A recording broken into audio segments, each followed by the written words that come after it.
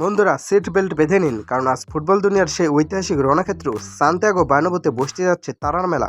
একদিকে 13 বারের রাজা রিয়াল মাদ্রিদ, আর অন্যদিকে বাভারিয়ান দানব বায়ার্ন মিউনিখ। কিন্তু সমস্যা একটা না, অনেকগুলো।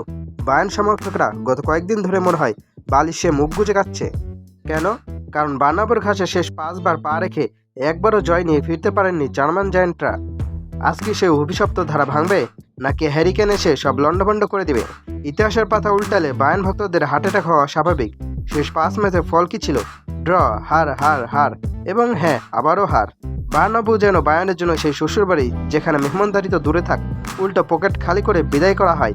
রিয়াল মাদ্রিদের ঘরের মাঠে স্টেডিয়ামের গ্যালারি যখন সাদা জার্সিতে গর্জে ওঠে, তখন বায়ার্নের বড় বড় ডিফেন্ডারদেরও পা কাঁপে।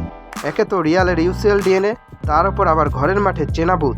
কিন্তু থামুন, এবার দৃশ্যপটে আছেন একজন বিশেষ মানুষ, হ্যারিকেন।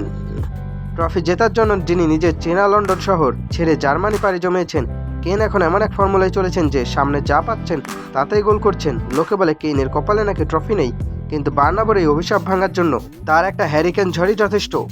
এমনটা এতদিন মনে করছিল বায়ার্ন সমর্থকরা, কিন্তু সেই সুখ আর রইল কই? হ্যারিকেন পড়ে গেছেন ইনজুরিতে, বায়ার্নের সমর্থকদের মাথায় হাত। কিন্তু তাদের সাথে আছেন জামাল মুসিয়ালার মতো জাদুকর। বায়ার্ন আজ শুধু 11 জন খেলোয়াড় নিয়ে নামছে না, তারা নামছে এক বুক জেদ। আর গত কয়েক বছরের অপমানের বদলা নিতে জামাল মুসিয়ালা কি পারবেন বেলিংহাম ভিনিসিয়াসদের ডেরায় গিয়ে জয় ছিনিয়ে আনতে?